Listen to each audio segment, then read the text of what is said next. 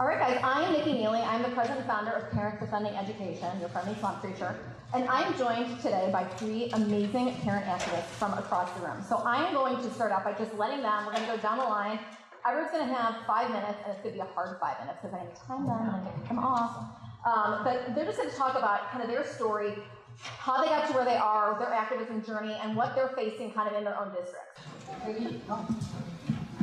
Good afternoon, everyone. My name is Barbie George, and I was born on an island in the Caribbean, so I'm Puerto Rican, Spaniard, French, Puerto Rican, and Sephardic. What a mixture, right? My mother moved to the mainland when I was 3 months old, and I had an incredibly privileged childhood. I grew up in the South Bronx, Harlem, and Newark, New Jersey. And I had a public school education, but public school education then and now are totally different. My journey took me to college, and I went to a college that nobody ever even heard of. And with that, I utilized that empowerment to be successful and to be an example to my 5 children. So I'm the mother of 5, I'm still alive, I survived, lived to tell, and I'm doing well. I'll be here all afternoon, thank you very much. And being the mother of 5, and I am number 14 out of 18 children. Wow. My father is 97 years old and served in the Korean War. And what I can say is, for a long time, I did not want to be in this. I totally just did not want to be a part of it. But my kids reminded me that I've always been a nudge. And my eldest reminded me, she goes, when I was 9 years old, I used to take a bus to the charter school. And the Board of Education decided not to utilize the buses anymore and gave the children city bus tickets. Now, I'm not going to put a 9-year-old on a bus in Jersey City, New Jersey to go across town by herself. So I became that nudge, and I went to the Board of Education, and they didn't care. And then I went to the press. And then I had all of the newspapers and all of the television listening to what I had to say and how I didn't want my child to be on the milk carton. And that blew up, and the buses came back. So my daughter was like, Mom, you've always been a nudge. Finally, we fast forward, God brings us to California. I said, this is not the place for me, I'm not gonna do anything. And God came calling, and on August 5th of 2019, I went into Cedars-Sinai Hospital. I signed contingency forms, and I was having a brain tumor removed. And on that day, I looked up into the heavens and I said, God, if you give me the opportunity to see my children grow, I promise I will no longer deny you, and I will do everything that I can in my own very insignificant way to make the world a better place. And so I was supposed to be in the hospital in intensive care for a month and in rehab for 6 months. I left in 3 days. And here I am. And the moment I left the hospital, I was off and running. And I was with Blexit, and I was with Legsit, and I was with Central Committee, and I became a delegate, and I serve on a charter school that caters specifically to foster and homeless children. I was a homeless child in Harlem. My mother was a substance abuser, and in 1980, the Port Authority opened up the books, and my mom became one of the first 20 women to be a longshoreman. So if you want to know about unions, trust me, I've seen it, and it can be very unsavory. And then as I progressed, my children got involved. I started seeing what happened. Of course, COVID is what really woke all of us up. And Moms for America came calling, and I said, can I do anything more? And I said, yeah, I can. So when people say that they don't have time, talk to me. I can put you to work, trust me. You guys watch television? Yeah? Do you really enjoy the commercials? You can make a phone call. You can call somebody, you can make phone calls, you can do phone banking, you can write letters, you can send an email. There is always something you can do. There are no excuses. The only thing that stops you or hinders you is the person who you watch as you're brushing your teeth in the morning.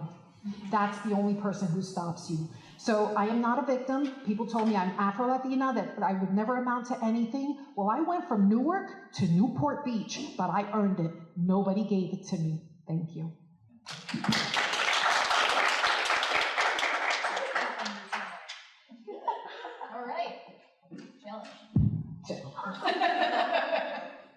Hi, I'm Carrie Bartholomew. I'm the new state director for Utah's Moms for America. Barbie and I have met exactly one time, so that's interesting. I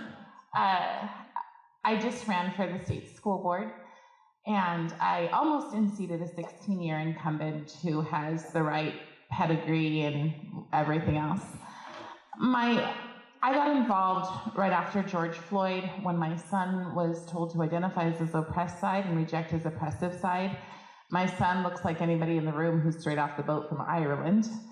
So that was a little shocking to me that we would start dividing children up by color. So immediately I told the school, well, if you're going to start these clubs that are Kids of Color Club and Black Kids Club, well, I'll be their mentor since most of these kids are adopted by wealthy Google families in the neighborhood that I lived in Seattle. And so they didn't have a parent who looked like me or who came from my background, which I aged out of the foster system. I've never seen myself as a victim. I've been victimized, but you can be a survivor or you can be a thriver. And that's the way I'd always looked at life. And until 2020, that was a respectable way to look at life. And then all of a sudden, because I didn't want to lean into my victimhood, it became something that was, it put me on the outsides for a lot of people. When they started teaching our children that they were victims and that you're either a victim based on your race, and if you can't be one based on your race, then you need to move into gender, that became a problem for me. So pretty quickly, we moved from Seattle to Utah. We moved to Utah, and I realized that Utah is just as bad. And what I'm holding in my hand right here is a book that was published in Utah. It's a curriculum book that comes out next year. This is the first ethnic studies curriculum. Anyone who wants to is welcome to come and see it. It's the ugliest, saddest thing I've ever seen. And when I was given it, the person said, "My God, Carrie, they're going to teach our children to be okay with putting us in boxcars." So I cannot stop. It is inherent in me to do what is right. So when I was 8 years old, I walked away from my mother. I ran away to the police station. I was smart enough to do that. And so I've always tried to do what is right. I've always been a classical liberal. I'm open to listening to other people's points of views. They don't have to agree with me 100%. But when we start teaching our children that they must agree 100%, we have a real problem. So I've been speaking up, and I've been encouraging other people. I just ran for state school board, and the people, when I didn't win, a lot of people were very discouraged. And so I've said, well, what's the next thing we can do? And that's what we're doing. We just keep on moving. There you go. Sorry. Thank you for sharing. My name is Coffee Motska, and I'm a mom of 3 boys, 16, 18, and 20. My 20-year-old has special needs. He's in a diaper, and he's like a 2-year-old, maybe, if that, developmentally, and he's the cutest thing you ever saw in the whole wide world. And then I'm an attorney mom. I got involved with this movement just because, just as a parent, I would just confront the school when they made me mad. So when my 5th grader brought home an assignment telling him that he would face racism in every facet of his life, from education to healthcare to employment, I just thought, please. So I confront the school. I go have a conversation with the teacher. I have a speech that you probably heard the story, but in band class last year, they told the black boys, and the teacher said the black boys in class probably wouldn't live to their 50 because they'd be killed by police or white people. Another kid, my kid's not as super activist-y like her kid. My kid's kind of they're kind of quiet under the radar, so he didn't even tell me till after I asked, but another kid who's Asian in the class recorded it and gave it to her dad, who I'm friends with. So I have the recording of the band teacher spending 20 minutes at the beginning of band every day indoctrinating the children. They gave a survey to the kids. I forgot to time myself. But anyways, they gave a survey to all the kids of color. They asked them to stand up in 8th grade, and then they gave a survey to them, and they gave them all $10 if they would fill out the survey, asking for all their private information, their discipline history, the school totally broke the law by doing that without parental consent. And I don't like that they segregated the kids and then got all this information just from the kids of color, please. And then after George Floyd, they had discussions about what happened in Minneapolis, and they divided the kids into groups by the color of their skin. And so all of these instances, I'm just confronting the school about it, going and talking to teachers about it. I got involved with the school choice movement. I went on a walk during COVID. These people would do a 5-mile happy hour walk where they would drink out of flasks and walk. And so I went to this with my friend, and I met the head of the Senate Education Committee, Roger Chamberlain, and then I ended up somehow wrapped into the school choice movement where I was speaking at the legislature like 20, 30 times. I held my kids called an insurrection, but it was just a rally at the governor's mansion, at Walz's mansion. And it was my 5 friends, the Exodus movement, 5 Black ladies, and we fight to make a difference in education, and especially to help Black kids with all of the disparities in education. So I did that, did a lot of work with school choice. It made it as far as it could, further than it's ever made it, but of course Walz did not pass it. I've spoken against ethnic studies. We did pass the ethnic studies bill in Minnesota last year, so I spoke against that. And then I speak at school board meetings. We have groups. We're really organized in Minnesota, so we've got all these groups. A lot of them have the last name United, so we're Roseville United from my school district, Roseville. And so the parents kind of, all of us parents have joined together. We have meetings and we are more organized, but I do a lot of speaking at school board meetings, at least until they shut down public comment. So. And my Exodus group did an education expo where we held a panel somewhat like this, a day activity where we exposed parents to options to get out of public school. And I want to do one for college. That's next on my list. Like, what are options for kids like ours? Like, we're going to spend tons of money having our kids come back home to hate us and hate America. So how can we avoid that? That was very efficient. You guys did all. All right, so rather than having like go down the line every single time you ask a question, I'm just gonna start out by throwing out some questions. If you want to jump in, cool. If you don't want to, then you don't have to. And then we'll open up the audience from there. So first question is just, how have you seen the parental engagement space change since you have been involved in your activism? I mean, I think back like 5 years ago, pre-pandemic, many of the groups in this room, many of the groups out there didn't exist. And so there's been a real steep learning curve. And there are some people who think like, I had this idea called education reform. And I know, some of the old timers who have been working on education reform for, 30, 40, 50 years are like, yeah, we got this. That being said, I think that obviously there's a lot of new blood and new insights that have come in, but there also has been some tension with people who feel that they're not getting credit. And so kind of what have you guys seen on the ground? Because you're all from very different parts of the country. Sure. So I've lived in the classroom because I have an only child, and then we had foster kids. And so when, before 2020, it was totally normal to come into the classroom. And then in 2020, everything shut down. Parents weren't encouraged to come. And what's been really interesting is to watch a lot of the parents who lived there, who were extremely involved. I was in the libraries, I was a para-educator, and I taught theater to the kids. And I became a villain overnight because my views were different than the ones they wanted. And so certain people were invited into the school, certain people were not. And if you became the people who were not, it was kind of crazy to see that, as those were the real ones. Those were the kids, the parents who really cared. And so we ended up having to take our movements outside and become villainized, even though we were literally the PTA moms beforehand. And then the PTA, honestly, in a lot of cases, not all, but in a lot of cases, got taken over by the activists.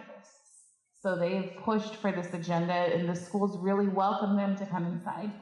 And for us, we're educating from the outside. And the one thing that I think works with educating from the outside is that as more and more parents begin to get ostracized, the second that you say, this one thing is not okay, you are on the outs in these schools. And so the second that happens, if you're the people with the heart, and you're the people, that's what I call like Moms for America. We have the mother's heart.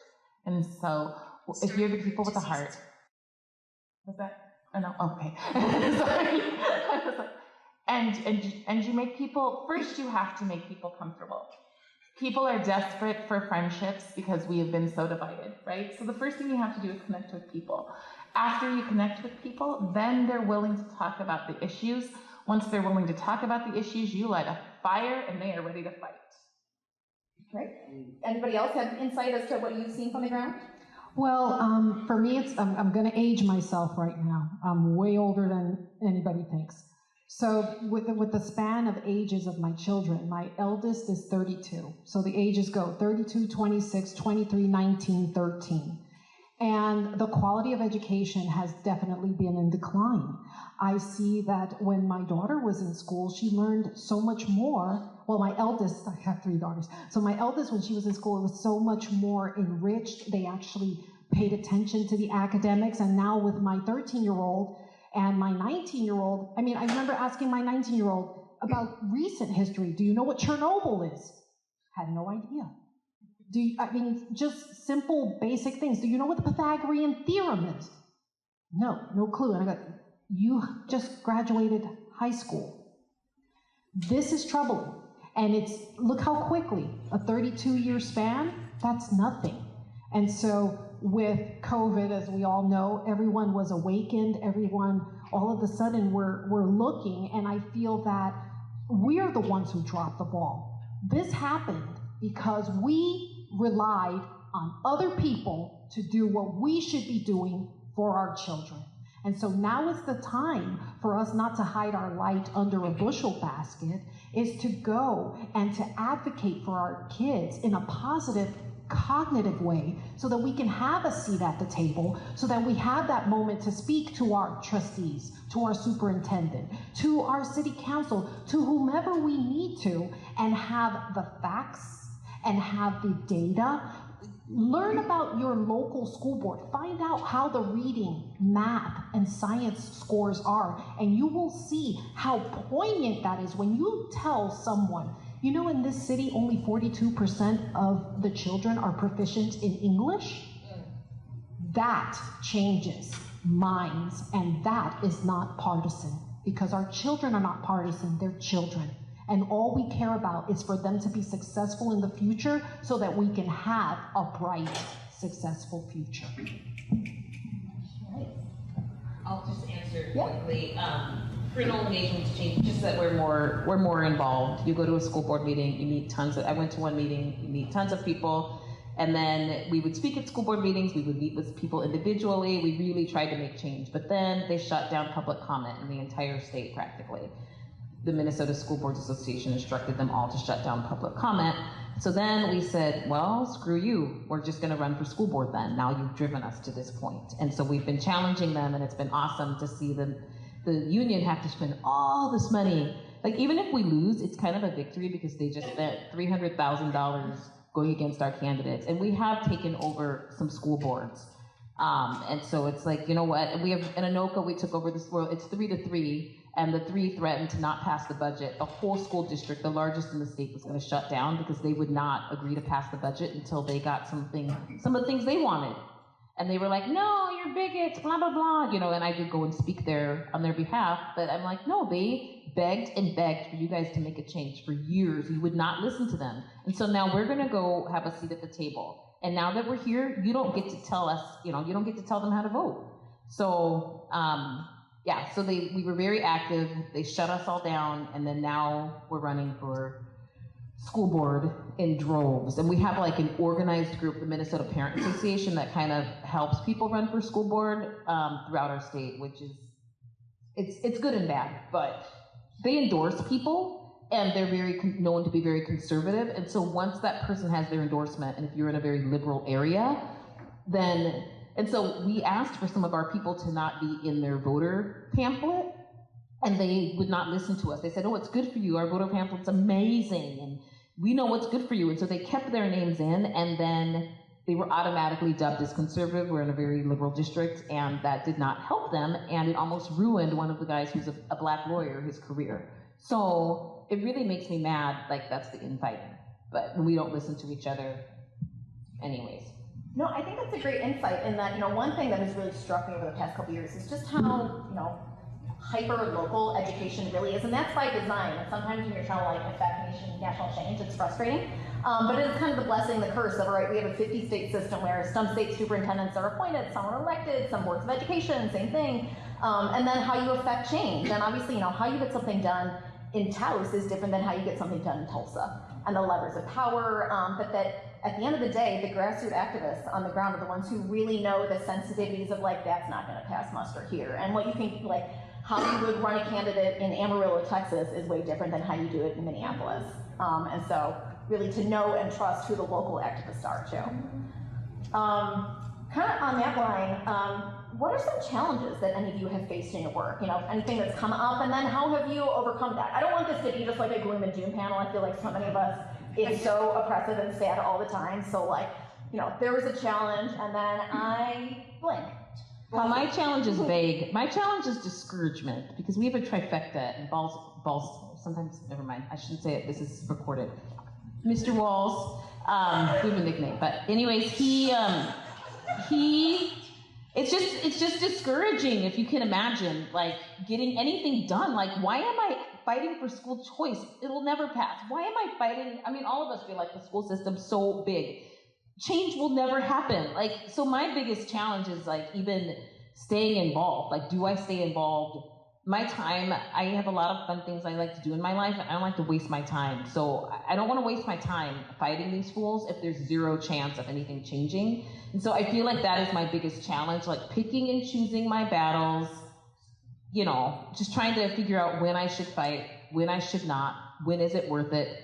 But one of my speeches went viral at the legislature, but that was like, I'm taking a break. This stuff is stupid. I was like, I hate it. And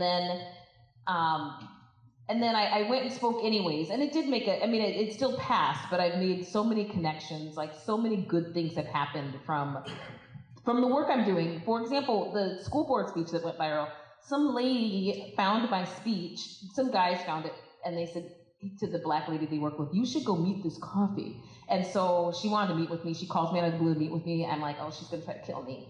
Anyways, and we became friends, and she was a single mom of 4 kids, never married. She decided she wanted to get married because that was better. Like, she's made a difference. Now she's fighting with me in this fight.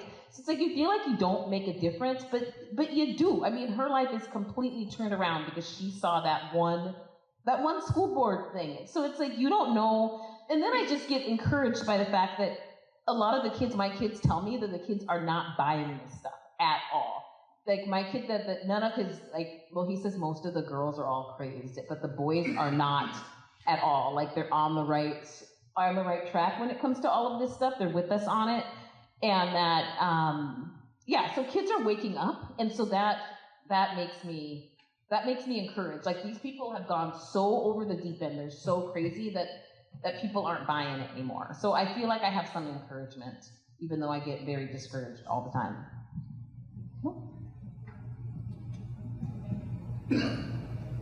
Yeah, our boys are based. For the most part, our boys are extremely based right now. And I think our girls are starting to wake up too.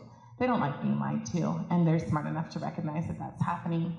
I think the hardest thing is that it's a hydra. You go out and you cut one piece off, you expose one thing, and you're like, yes, they get it! And then all of a sudden there's 15,000 other things that are coming out at you. But I think that every time, if we fall into that, and sometimes I do, sometimes I lay on the bed and I'm like, oh my goodness, I can't do this anymore. But to me, every single time, every time I like don't post on Facebook prolifically or whatever, somebody says, hey Carrie, what's going on? I miss your comments. You know, and those little things are little bits of light in their lives, and they need that, and we need that. We need the encouragement of knowing that our words are actually hitting home. And I like being the smartest person in the room. I'm not gonna lie. It's hilarious to me because in Utah, there's this huge elitist, we went to this school, BYU. We went to this school and we're so proper, blah, blah, blah. And I'm like, here I am, this streetwise girl who actually reads. And I love being able to tell people, look, if I can do this with my crazy ADHD brain, if I can do this, then so can you. And also being able, the kids I get to reach, I think, is probably the most important thing. And I tell them about the Hydra, like literally, I will show them the big dragon thing with the multiple heads, and I'll be like, so this head is DEI, and this head is SEL, and this head is CRT. Now let's talk about it, to fourth graders. Yes, I do. For me, one of the greatest challenges in California is having a New York accent. No. Yeah. But truthfully, it's my heart for the underserved communities, because underserved communities are always underinformed. And the apathy that there is for actually, everyone wants, how come the underserved, they don't get it, they don't listen. How many of you have gone to the underserved communities and reached out? How many spend time? I do backyard town halls in Santa Ana in gang territory. I go to Compton, Stockton, East LA, Oakland. I go to all of those places because in those communities, though all we hear about is the bad things, there are many amazing people, and you cannot hinder the potential of any child. But with these ideologies, that does hinder our children. If your child is being told that they can't be successful because they speak another language, or their skin color is this, or their background is that, then what are we saying? It's condescending, to tell you the truth. I'm actually offended when they say they want to dumb down the tests. I'm offended when they say, we need to help you so that you can get that job. No thanks. I want you to hire me because I am the best person, not because you think I need help. And so that's one of the greatest challenges, but I'll tell you one thing, the one thing that I'm doing is positive. My husband and I, one of the things that we are really, really dedicated to is to put a new face on minorities and underserved people, because I came out of the hood. I mean, I'm talking the hood. And imagine being a girl growing up in Newark, 14 years old, with a mohawk, okay, in the height of breakdancing and everything. I'm the girl with the mohawk and a Reagan shirt. Okay? Talk about having guts. Talk about having guts. But the one thing that I see that the ideologies and the victimization is teaching our children is how not to be resilient. We need to be able to cope. We can't, sugarcoat. We have these kids in school and something happens and we bring them puppies, kittens, coloring books, and snacks. But guess what? They graduate from high school. Your boss is not going to give you puppies, coloring books, and snacks. It's not going to happen. We need our children to be equipped with the tools that they need to have a bright, prospective future. So we have to stop making them victims, tell them that they're victors, and that they can accomplish anything that they set their mind to. We have to break that narrative of victimization. That's number one. And if everyone in this room just spoke to one person, believe me, we're going to make a difference. I feel like I could just end the panel now. All right, I'm going to ask one more question, and then we'll open up to the audience. What advice would you give to a person who is just starting out in this advocacy space? We're all a little bit battle-hearted, a little bit cynical at this point. Maybe some of us send fewer Christmas cards than we used to. And that's fine. Those people don't need those cards. But, what would you tell somebody, who is kind of getting off the ground, right? They're about to take that first step into the arena, and it's scary. What do you tell them? Yeah, I tell them to do anything. Just start. Last week was our launch in Utah for Moms for America, and this young woman with a 5-month-old baby came up to me and said, "What can I do?" And she was just like, I'd be overwhelmed to do this. And I did, put your child in the stroller. Put your child in the stroller, invite other people to go for a walk with you, and tell them about how you came here from Cuba. Tell them about your story and why you love this country. It is that simple to have a little tiny conversation. They do not need to be well-versed in everything. They need these little tiny nuggets of information that make them go, well, how do you know about that? Then you're like, oh, here's a podcast. Oh, have you heard about James Lindsay?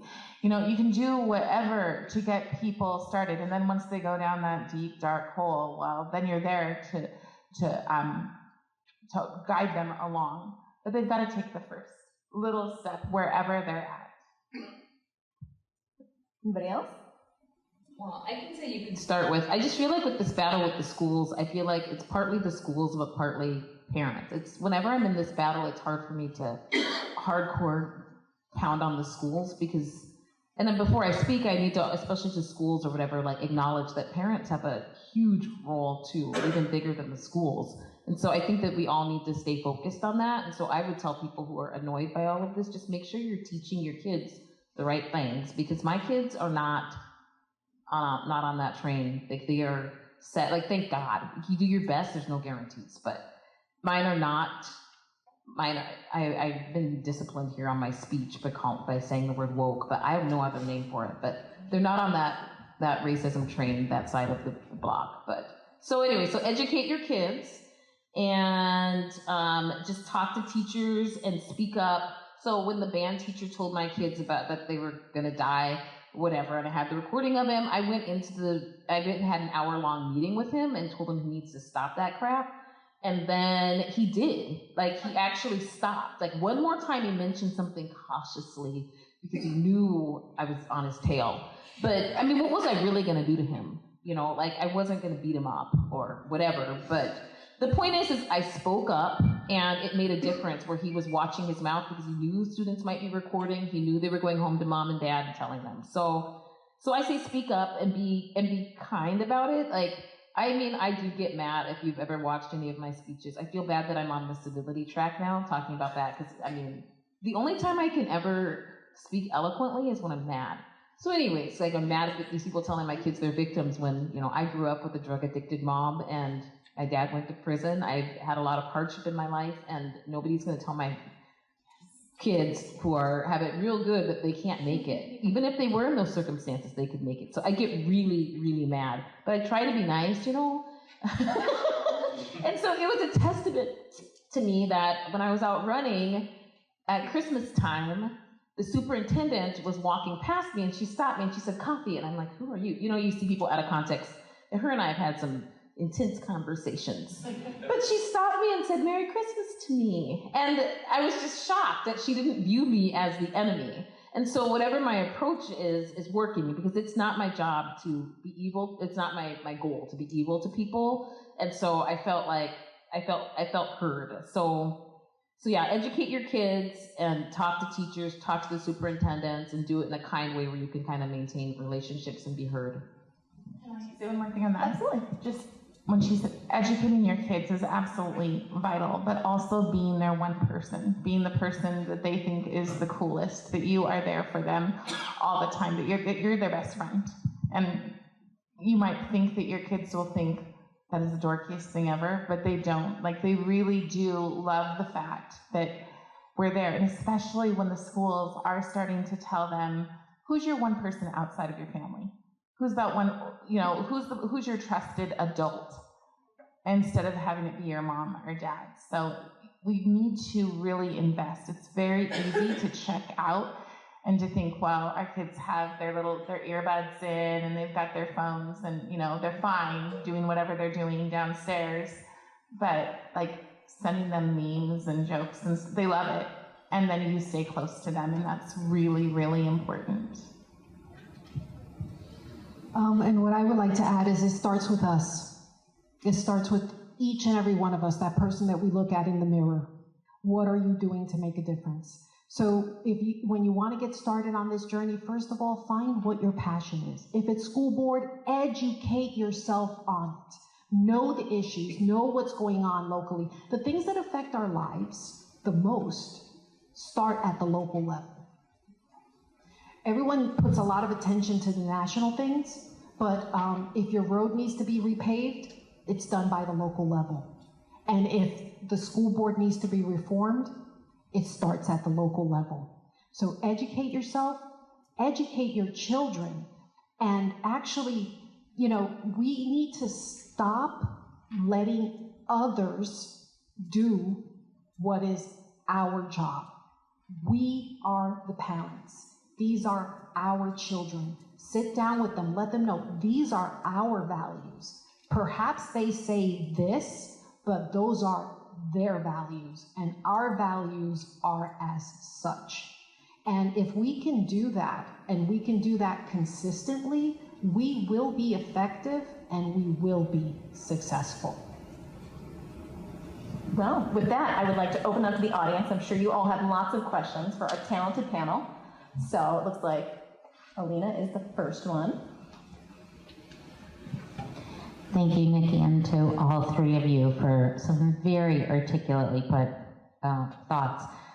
My question is around the idea that although our ethnic identity is not our only identity, it is certainly a big part for many of us, I think, of what our identities are. I can tell you that as somebody who's Jewish, one of my biggest challenges is advocating for the viewpoints that we're talking about within my own community. And my own opinions lie on the periphery of that community in the sense of what I think the solutions are.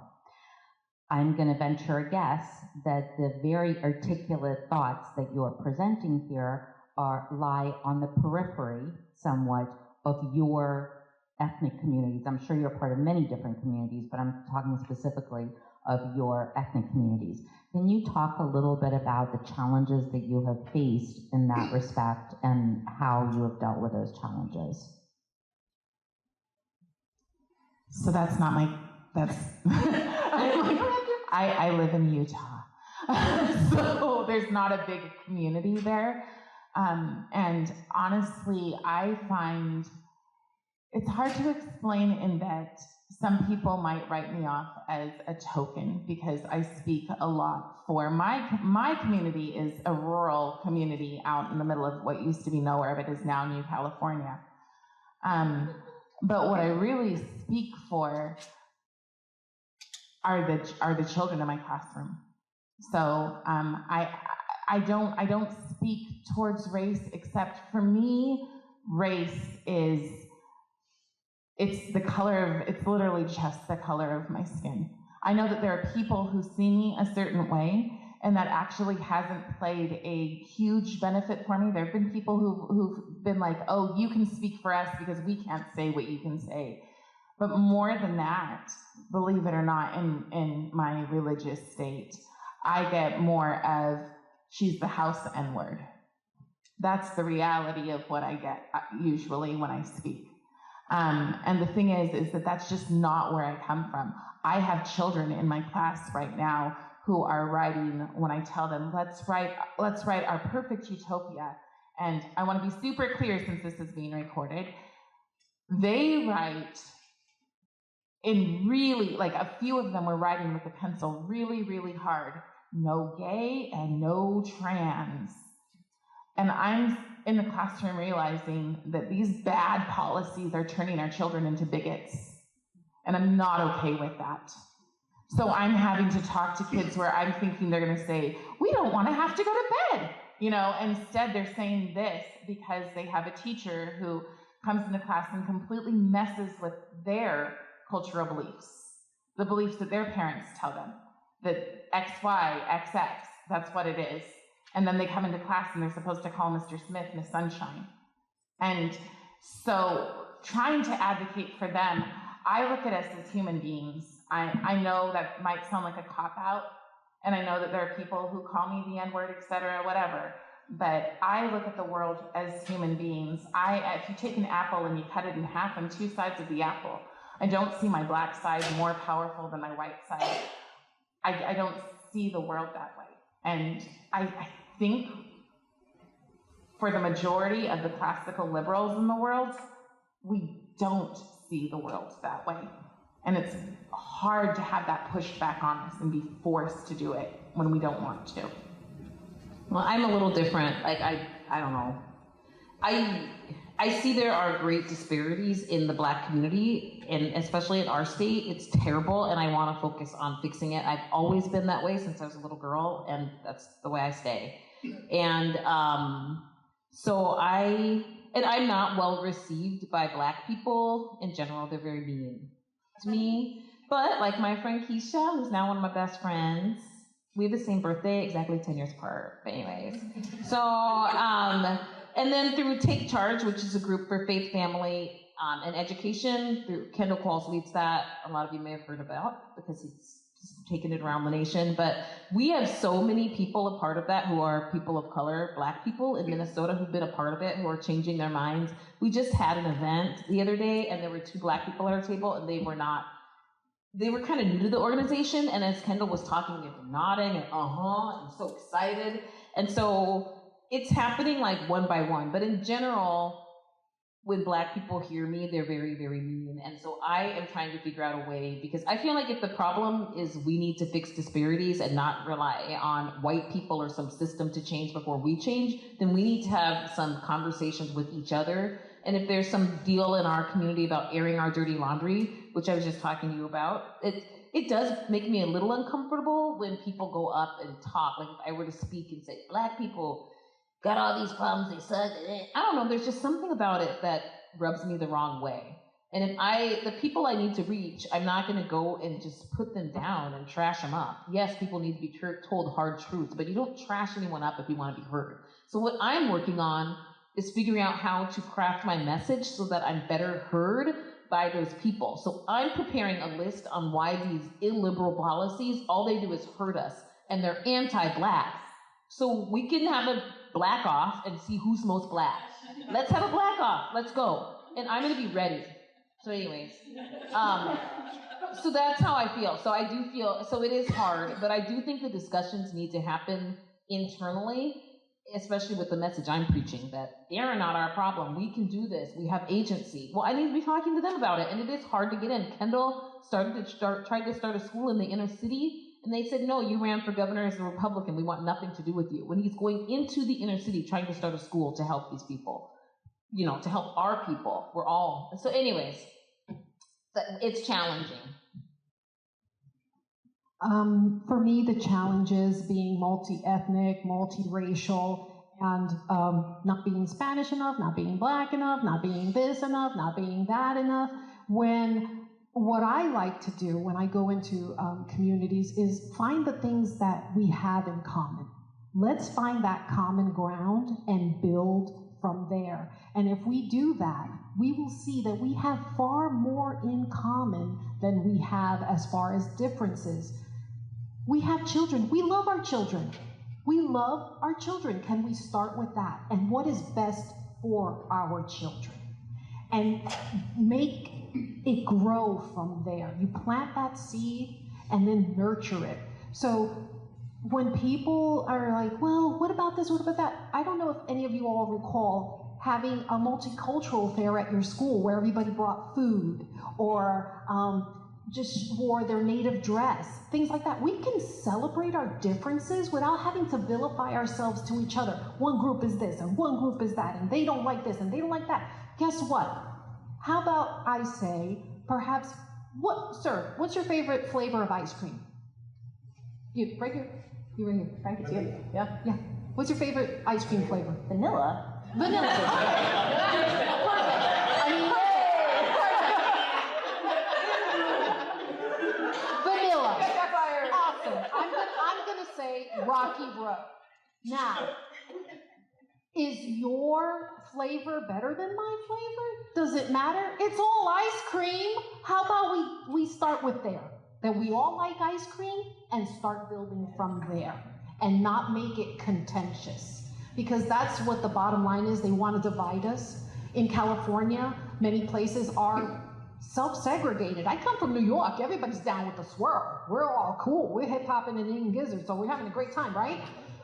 But here, everyone is in their own communities, and I go to those communities and they're, they are gobsmacked. But if we are consistent and we consistently show up, then we're gonna make that difference and we won't seem so different to each other. When Right, we gotta go to the next one because it's 3 minutes I left. have this last thing I really have to say. When I had my brain surgery, I needed to receive blood products. Not one time did I ever ask what race was the blood that I received. And that's what really matters. All right, we have time for one more or two if you're very, very fast. Who's the last one? We could all just make fun of Frank and his ice cream. All right. All right, Frank fights back. All right. So, how do you? Yeah, it's also Alina's question. How do you retain the volunteers to join your fight? How do you retain your volunteers to join your fight, or how do you find volunteers to join your fight? You just find them. Like, you go to a school board meeting, you go somewhere and you talk, and then people flock to you after and you exchange phone numbers. And most of the people that have helped us are not even parents, they're just community members who really care, the people who've been just like in the fight. So that's how I found I've been fighting on a state level for school choice. I'm like, I've never tried in my school district and I don't even want to. I'm sure it's a lost cause. I went to one meeting, I met like 10 people. And then we started our group the very next week, Roseville United. So you go and you speak up and then people find you. I think you serve and also you respond with grace. Because when people see grace, when they're expecting vitriol, they are drawn to you. The messaging needs to be positive, and you definitely need to let people know what the goals are, the end goals, and how their activity and how their being part of it will make a difference. See, people feel like, oh, I don't have anything to offer.